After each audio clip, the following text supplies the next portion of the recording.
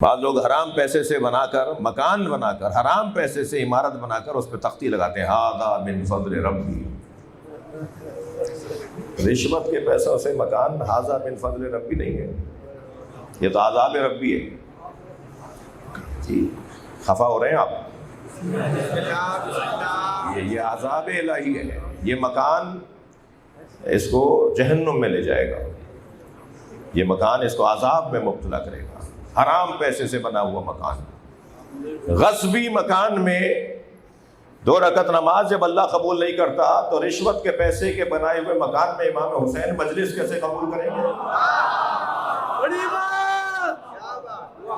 کیسے مولا عباس اپنا علم برداشت کریں گے؟ کیسے مولا عباس اپنی نیاز برداشت کریں گے اس مکان میں جو بھائیوں کا مال کھا کر ہڑپ کر کے لوٹ کر، اور انہوں نے مکان بنا لیا، ابا کے مال کو بھائیوں میں تقسیم نہیں کیا اور اس مکان میں رہ رہے ہیں۔ 2 رکعت نماز جب اللہ قبول نہیں کرے گا تو اللہ کا حسین کیسے قبول کرے گا؟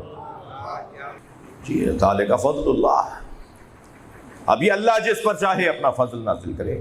جان لو تمہارا مولا اللہ ہے، ورسولہ، اور اللہ کا رسول تمہارا مولا ہے، اور وہ تمہارا مولا ہے جو صاحب ایمان بھی ہے، جس نے نماز قائم کی اور جس نے حالت رکوع میں زکوٰۃ دی۔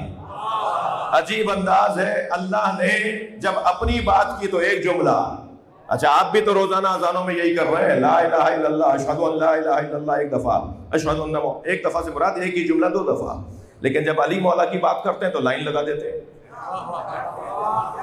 مولا علی کی جب ولایت کا آپ اذانوں میں اقرار کرتے ہیں تو لائن لگا کے 4-6 صفتوں کے ساتھ اذان میں مولا علی کا نام لیتے ہیں۔ اللہ نے بھی سورہ مائدہ کی 55ویں آیت میں یہی کیا ہے، جب اپنی بات کی ہے تو ایک جملہ، رسول اللہ کی بات ایک جملہ، علی کی بات میں لائن لگا دی۔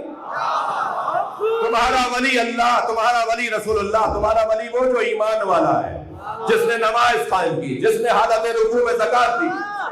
اللہ بھی چاہتا ہے کہ علی کی بات زیادہ کرو، اللہ چاہتا ہے کہ ہر جگہ علی علی ہو۔ رسول اللہ تو اس مجلس کو ہی پسند نہیں کرتے جس میں علی کی بات نہ ہو۔ میں شہر کا نام نہیں لوں گا، آپ اس شہر سے، سب شہر سے آشنا ہے،